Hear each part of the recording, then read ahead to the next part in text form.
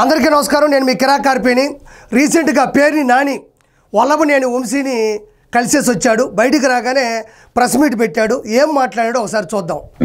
ఎవరైతే ప్రభుత్వాన్ని నడిపే వాళ్ళని కూడా కక్ష ఉంటే సంవత్సరం జైల్లో వేసుకోవాలి, కానీ మనిషిని తుదముట్టించేయడానికి లేదా మనిషిని చంపి తద్వారా ఆనందం పొందు. ఇక్కడ పేరుని నాని అంటున్నాడు కక్ష సాధింపు అంటున్నాడు. ఇది కక్ష సాధింపు కాదు. 2019-2024 మధ్యన అధికారాన్ని దుర్వినియోగం చేస్తూ గన్నవరం టీడీపీ ఆఫీసు మీద విచ్చలవిడిగా దాడులు చేపించాడు వల్లభనేని వంశీ. ఆ కేసుల్లో కూడా నిందితుడు. అదేవిధంగా పార్టీ కార్యాలయంలో పనిచేసే సత్యవర్ధన్ అనే వ్యక్తిని ఉన్నపలంగా తీసుకెళ్లి కిడ్నాప్ చేశాడు. అవన్నీ ఆధారాలతో కూడినటువంటి కేసుల్లో ప్రధాన నిందితుడు వల్లభనేని వంశీ. అదే కాకుండా బెయిల్ వచ్చింది అనుకునే లోపే మళ్ళీ కేసులు నమోదయ్యాయి అంటే ఇది మళ్ళీ కక్ష సాధింపు కాదు. ఎలక్షన్స్ దగ్గరకు వచ్చాయనే లోపే నకిలీ ఇళ్ల పట్టాలు ఇచ్చాడు. అవి కూడా ఆధారాలతో కూడినటువంటి కేసులు నమోదయ్యాయి. మళ్ళీ రిమాండ్ ఖైదీగా లోపలికి వెళ్ళాడు. ఇవన్నీ చిన్న చితక కేసులు కాదు. కాబట్టి ఇది కక్ష సాధింపు కేసు కాదు. ఇక్కడ ఇంకొక మాట అన్నాడు, ఒకసారి రిపీట్ చేస్తాం చూడండి. మనిషిని చంపి తద్వారా ఆనందం పొందుదాం అని కనుక పైశాచిక ఆనందం పొందుదాం అనుకుంటే ఇంతకన్నా మీ ఇక్కడ ఇంకోటి ఆలోచించాలా. వల్లభనేని వంశీ ఆరోగ్యం దెబ్బతినింది, చచ్చిపోయేలా ఉన్నాడు, అలా చేయడం తప్పు అంటున్నాడు. అంటే వల్లభనేని వంశీ ప్రాణం చాలా గొప్పది అంటున్నాడు. నా దృష్టిలో మగాడి ప్రాణం కన్నా ఆడపడుచు మానం గొప్పది. వినాస్త్రియా జననం నాస్తి, వినాస్త్రియా గమనం నాస్తి, వినాస్త్రియా జీవం నాస్తి, వినాస్త్రియా సృష్టి ఏవ నాస్తి. ఇంత గొప్పగా ఆడవాళ్ళని చూస్తూ ఉంటే భారతదేశంలోని ఆంధ్రప్రదేశ్లోని శాసనసభ సాక్షిగా ఒక ఆడపడుచుని దుర్భాషలాడాడు, క్యారెక్టర్ అసాసినేషన్ చేశాడు. ఏం కాదో దగ్గనివ్వో తగ్గనివ్వో కొవ్వే కరగనివ్వో, కానీ చట్టం తన పని తాను చేసుకుంటూ పోతుంది. అంతటి మాటలు ప్రజలందరూ చూస్తుండగా, ప్రపంచంలోని తెలుగు వారందరూ వీక్షిస్తుండగా అంత దుర్భాషలాడాడే. వాళ్ళు ఎంత కుమిలిపోయి ఉంటారు, ఎన్ని నిద్రలేని రాత్రులు గడుపుంటారు, ఎంత కన్నీటి పర్యంతం అయి ఉంటారు అనేది ప్రత్యేకంగా చెప్పక్కర్లేదు. ఇక్కడ మీరు గమనిస్తే ఈయన బయటకు వచ్చి ఏదో బాధగా నీరసంగా మాట్లాడుతుంటే లోపల జైల్లో ఉన్నది గాంధీ గారు, నెహ్రూ గారు, వల్లభాయ్ పటేల్ గారు, భగత్ సింగ్ గారు ఉన్నారేమో. స్వతంత్ర పోరాటం చేస్తుంటే బ్రిటిష్ వాళ్ళు లోపలేసి కొడుతూ ఉంటే ఒక వ్యక్తి అది చూసి బయటకు వచ్చి ఏంటి ఇదిని ప్రశ్నిస్తున్నాడు అని ఇతను అనుకుంటాం. కానీ లోపల ఉండేది ఎవరు? ఒక మాన్స్టర్, నరరూప రాక్షసుడు. డబ్బుల కోసం పదవుల కోసం పశువులా ప్రవర్తించే ఒక పశువుల వైద్యుడు. చర్లపల్లి జైలు కానీ, చెంచులగూడ జైలు కానీ, నెల్లూరు, కడప, రాజమండ్రి ఏ జైలు అయినా ఒక ముద్దాయి రిమాండ్లో ఉన్నప్పుడు అతను కాళ్ళ నొప్పి వచ్చినా, కీళ్ళ నొప్పి వచ్చినా, ఒళ్ళు నొప్పి వచ్చినా, తలనొప్పి వచ్చినా అది కోర్టు, పోలీసులు హాస్పిటల్ తీసుకెళ్లి ట్రీట్మెంట్ ఇప్పిస్తారు.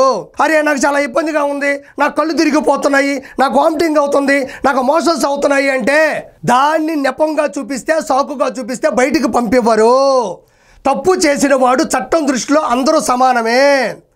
ఇప్పుడు ఇంకో మాట మాట్లాడుతూ ఉన్నాడు, మన పేరుని నాని చాలా తగ్గిపోయాడు అన్నాడు. మరి జగన్మోహన్ రెడ్డి చెప్పాడు చాలా అందగాడు, చంద్రబాబు నాయుడు గారు జలసీగా ఫీల్ అవుతున్నాడు, చాలా ఆయన అందాన్ని చూసి ఓర్వలేకపోతున్నారు, తట్టుకోలేకపోతున్నారు అంటున్నాడు.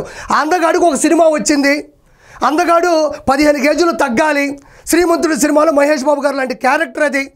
మరి అలాంటి అందగాడు డైట్ చేస్తున్నాడు జైల్లో. మరి 15 కేజీలు తగ్గితే ఆ డైట్ ఆయనకు మంచిదే కదా, ఇంకా స్లిమ్ అవుతాడు. ఏం ఇబ్బంది పడబాకు, వస్తాడో రాడో తెలియదు, చాలా కేసులు అతని మీద ఉన్నాయి, నువ్వేం టెన్షన్ పడబాకు.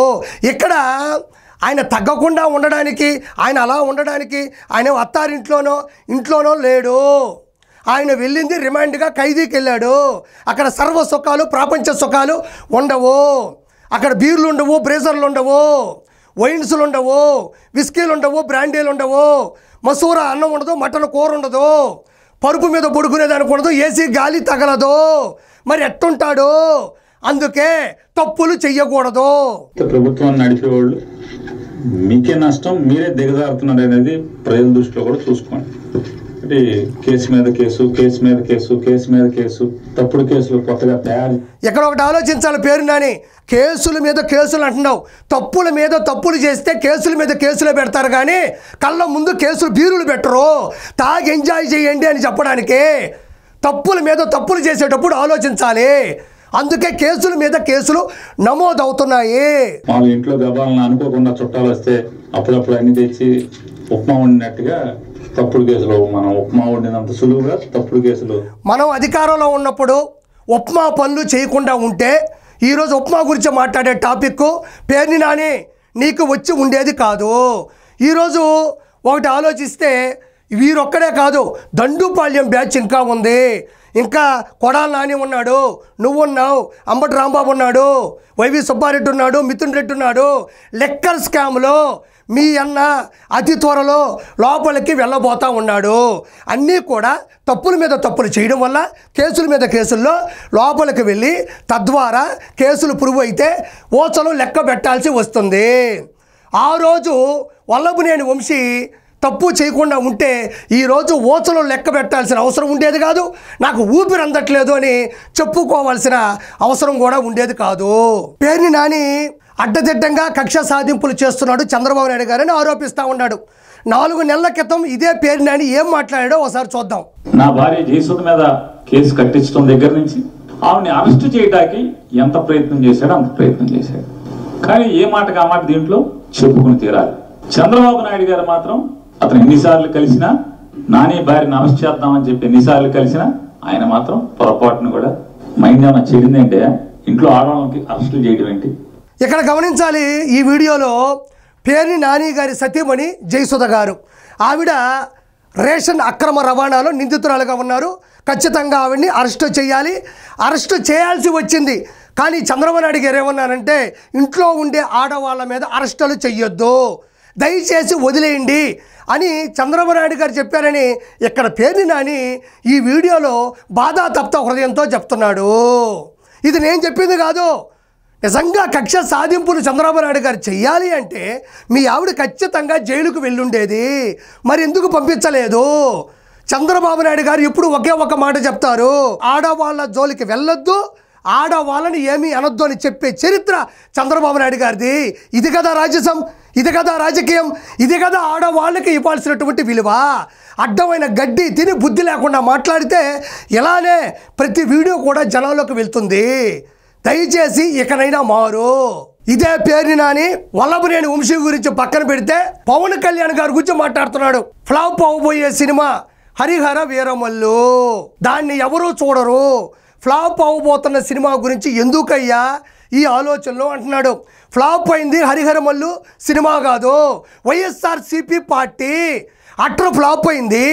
175 థియేటర్లో ఆ సినిమా రిలీజ్ చేస్తే 11 థియేటర్లో కూడా నాసిరకంతో యావరేజ్గా ముందుకెళ్ళింది. నువ్వు హరిహర వీర మల్లు గురించి మాట్లాడబాకు. మల్లు గురించి నీకు అనవసరం. నీకు దిగబోయే ముళ్ళు గురించి ఆలోచించు. ఆ ముళ్ళు జగన్మోహన్ రెడ్డి దిగుతుందా, కొడాలి నానికి దిగుతుందా, నీకు దిగుతుందా, నిగిన తర్వాత సెప్టిక్ అవుతుందా అనేది కొంచెం ఆలోచించు. నువ్వు పవన్ కళ్యాణ్ గురించి మాట్లాడతావా? పవన్ కళ్యాణ్ గారి ప్రీ రిలీజ్ ఈవెంట్కి వెళ్తే ఆ జనాల్లో నువ్వు ఉంటే నువ్వు ఎక్కడ ఉంటావని ఎతకడానికి డజన్ డాగ్ స్క్వాడ్ వదిలినా కూడా నువ్వు ఎక్కడా దొరకవు. ఏ తొక్కిసలాట్లో, ఏ తూపులాట్లో ఆడబడిపోయి ఎక్కడ పడిపోయి ఉంటావు కూడా ఎవరికి అర్థం కాని పరిస్థితి. నీకు దమ్ముంటే పవన్ కళ్యాణ్ గారి కాల్ షీట్లు తీసుకోగలవా? ఆయన కాళ్ళు చేతులు పట్టుకున్నా కూడా నీకు కాల్ షీట్లు కూడా రావు. పవన్ కళ్యాణ్ గారి సినిమా గురించి, పవన్ కళ్యాణ్ గారి పార్టీ గురించి మాట్లాడే అర్హత నీకు లేదు. కాబట్టి మనకు వచ్చిన పని చేసుకోవాలి.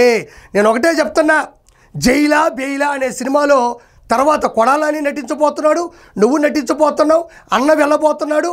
ఖచ్చితంగా ఆ సినిమా బ్లాక్ బస్టర్ హిట్ అవబోతుందని మనస్ఫూర్తిగా కోరుకుంటున్నాను. Thank you so much.